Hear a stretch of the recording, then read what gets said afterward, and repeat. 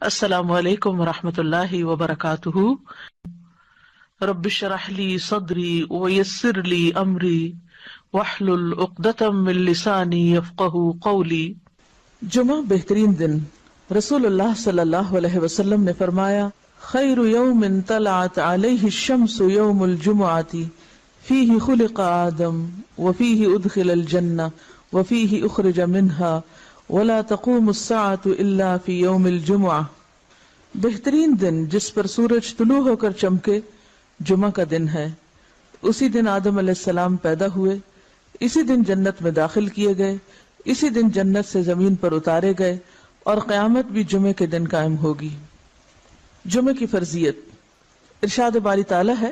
یا ایھا الذین آمنوا اذا نودی للصلاۃ من یوم الجمعۃ فسعوا الی ذکر اللہ وذروا البیع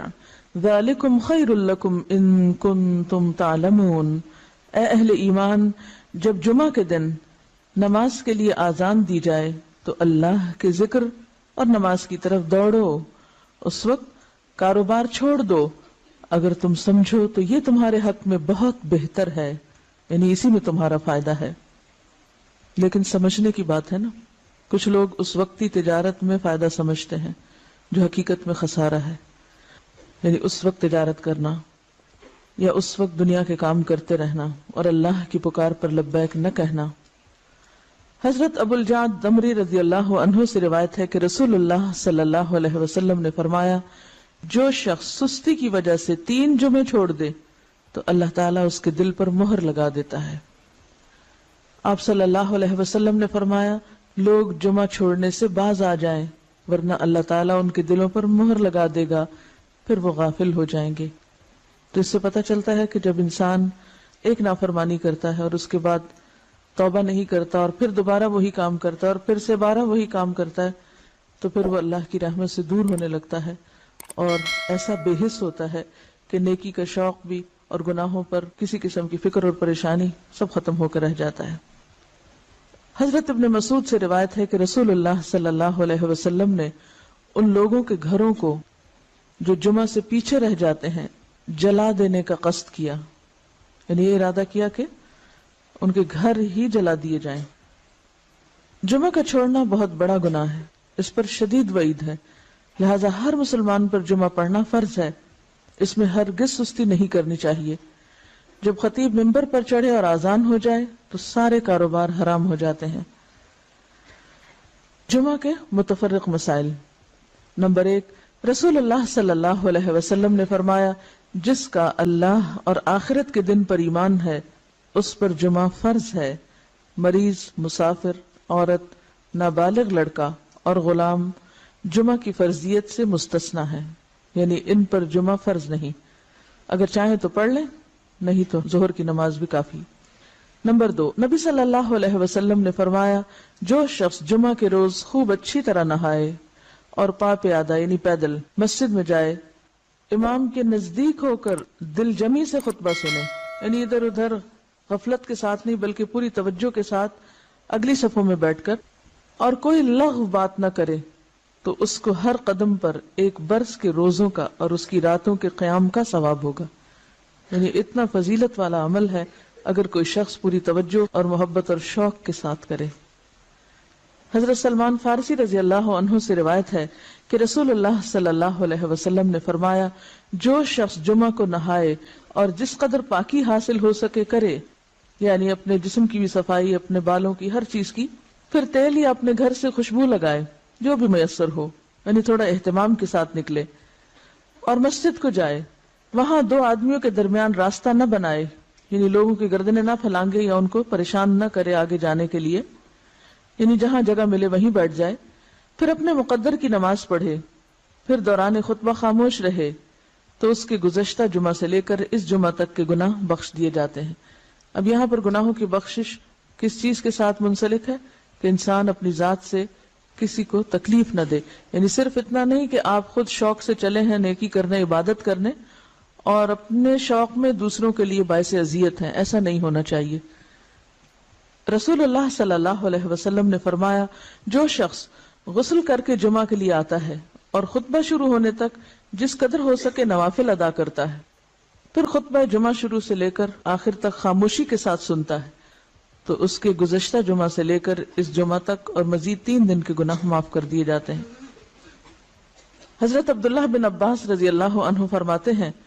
مسجد نبوی کے بعد جو سب سے پہلا جمعہ پڑھا گیا وہ بحرین کے گاؤں جوافہ میں عبد القیس کی مسجد میں تھا۔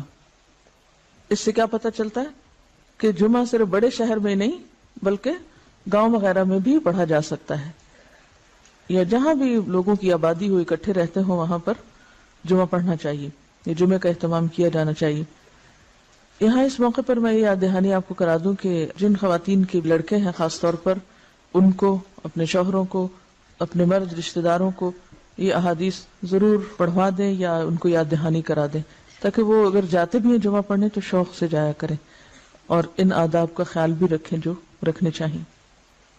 اسد بن زرارہ نے نقی الخدمات کے علاقے میں بنو بیازہ کی بستی حزم النبیت جو مدینہ سے 1 میل کے فاصلے پر تھی اس میں جمعہ قائم کیا۔ حضرت عبداللہ بن عمر مکہ اور مدینہ کے درمیان بسنے والے لوگوں کو جمعہ پڑھتے دیکھتے تو اعتراض نہ کرتے۔ نمبر 4، حنین کے دن بارش ہو رہی تھی تو رسول اللہ صلی اللہ علیہ وسلم نے اپنے منادی کو حکم دیا آج اپنی اپنی قیام گاہوں میں نماز پڑھنے کا اعلان کر دو، اور وہ جمعہ کا دن تھا۔ یعنی اگر بارش کا موسم ہو اور جانے میں تکلیف ہو تو ایسی صورت میں پھر ظہر کی نماز گھر پہ پڑھی جا سکتی ہے جب نکلنے میں حرج ہو۔ حضرت ابو ہریرہ سے روایت ہے کہ نبی صلی اللہ علیہ وسلم نے فرمایا آج کے دن 2 عیدیں عید اور جمعہ اکٹھی ہو گئی ہیں، جو شخص صرف عید پڑھنا چاہے اسے وہ کافی ہے، لیکن ہم عید اور جمعہ دونوں پڑھیں گے۔ یعنی اگر ایک ہی دن میں 2 چیزیں ہوں تو ایک کی رخصت ہے، یعنی عید پڑھنا کافی ہے، جمعہ جو ہے اس کی بجائے ظہر کی نماز بھی پڑھی جا سکتی ہے، لیکن آپ صلی اللہ علیہ وسلم نے پھر بھی دونوں چیزوں کو پڑھنا پسند فرمایا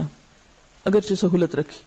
عبداللہ بن زبیر رضی اللہ عنہ کے زمانے میں جمعہ کے دن عید ہوئی تو انہوں نے نماز عید پڑھائی، جمعہ نہ پڑھایا۔ اس واقعے کی خبر ابن عباس کو ملی تو انہوں نے فرمایا ان کا یہ عمل سنت کے مطابق ہے۔ نمبر 6، رسول اللہ صلی اللہ علیہ وسلم نے فرمایا اگر گنجائش ہو تو جمعہ کے لیے روزانہ استعمال ہونے والے کپڑوں کے علاوہ کپڑے بناؤ۔ یعنی اگر گنجائش ہو اور آسانی ہو اور سہولت ہو، اس سے یہ مطلب نہیں کہ ہر ہفتے نیا جوڑا سلوایا جائے، اس کا مطلب یہ ہے کہ جمعے کا جوڑا مخصوص بھی رکھا جا سکتا ہے، ٹھیک ہے، نہیں ایک دفعہ آپ نے سلوا لیا، اس کو ہر روز پہننے کی بجائے جمعے کے دن پہنا جائے، یعنی جمعے کا لباس مخصوص کیا جا سکتا ہے عام روزمرہ کے لباس سے۔ یعنی اہتمام کی بات ہے اصل میں، صرف نئے کپڑے سلوانے کی بات نہیں۔ نبی صلی اللہ علیہ وسلم نے دوران خطبہ گوٹ مار کر بیٹھنے سے منع فرمایا۔ گوٹ مارنا اس طرح بیٹھنے کو کہتے ہیں کہ ہاتھ یا کپڑے کے ساتھ رانوں کو پیٹ سے ملا کر بیٹھیں، ٹھیک ہے۔ اس طرح بیٹھنے سے عموماً نیند آ جاتی ہے اور پھر آدمی خطبہ نہیں سن سکتا۔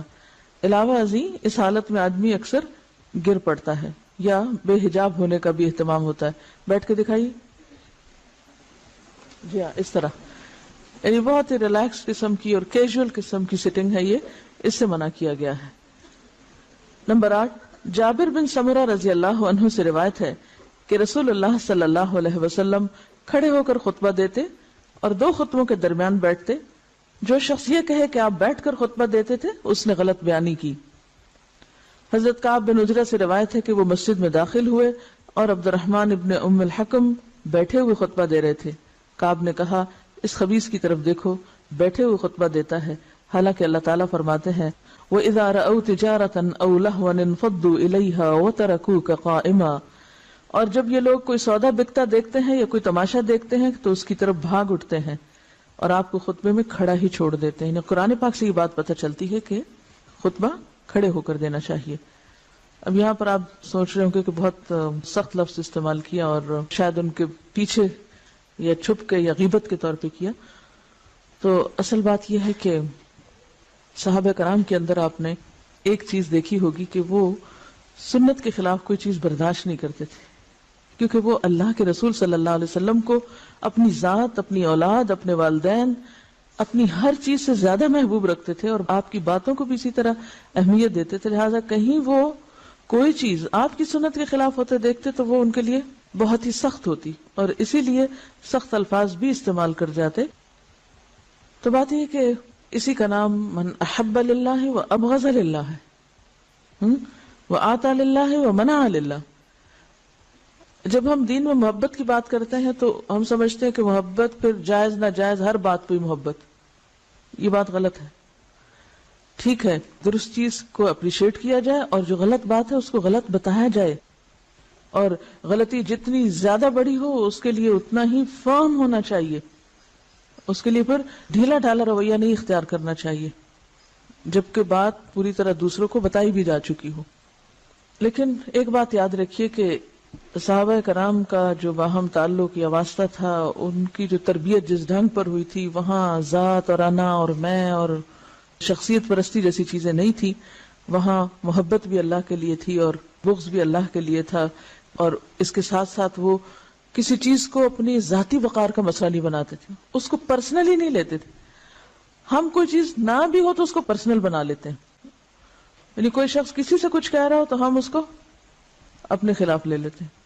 اور اپنی ذات کے بارے میں ہمیشہ بہت ہی سمپیتھیٹک اور بہت سینسٹیو اور بہت کانشیس اور بہت مہربان رہتے ہیں، اٹھتے بیٹھتے چلتے پھرتے تکلیفوں کا ذکر بھی کرتے رہتے ہیں۔ کبھی ہمیں یہ بھی سوچنا چاہیے کہ جب ہم بہت زیادہ تکلیفوں کا ذکر کرتے ہیں تو کہیں ہم اللہ تعالیٰ کا شکوہ تو نہیں کر رہے ہوتے؟ تھوڑی دیر کے لیے سوچیں، یہ مسئلہ وہ مسئلہ، یہ پریشانی وہ پریشانی، یہ بیماری وہ بیماری، یہ تکلیف وہ تکلیف، یعنی تھوڑی دیر کے لیے اس بات پر اگر غور کریں کہ ہر وقت ہماری زبان سے شکوے شکایات ہی نکلتے رہیں تو ہمیں کیا معلوم نہیں کہ ہر نقصان، ہر تکلیف، ہر بیماری اللہ کے اذن سے ہی آتی ہے، اور ہر چیز اسی کے ہاتھ میں، وہ جب چاہے۔ اللہم لا مانع لما اعطیت ولا معطی لما منعت ولا ينفع ذا الجد منک الجد۔ یعنی اگرچہ تکلیف یا بیماری یا دکھ کے اظہار کرنے میں کوئی گناہ کی بات نہیں ہے، لیکن اللہ سے محبت کے ادب کے خلاف ہے۔ جس سے آپ محبت کرتے ہیں آپ اس کی شکایتیں راہ چلتے تھوڑی کرتے رہتے ہیں، کیا کرتے ہیں؟ ہاں، سمجھ رہے ہیں میں کیا کہہ رہی ہوں؟ اس شخص سے آپ نے کیا سبق سیکھا جس کا صدقہ کسی ایسے شخص کو چلا گیا کہ جو مستحق نہیں تھا، اور وہ دل میں تکلیف میں بھی تھا، پریشان بھی تھا، تو کیا کہا؟ اللہم لک الحمد۔ ہم یہ اخلاق اور ادب نہیں سیکھ سکتے؟ ہاں، سیکھ سکتے ہیں۔ مثلا ایک ڈاکٹر کے پاس جا کے بتانا کہ میں بیمار ہوں، اس میں کوئی برائی نہیں، لیکن ہر انسان کو بتانا میں بیمار ہوں، یہ اللہ کی محبت کے ادب کے خلاف ہے۔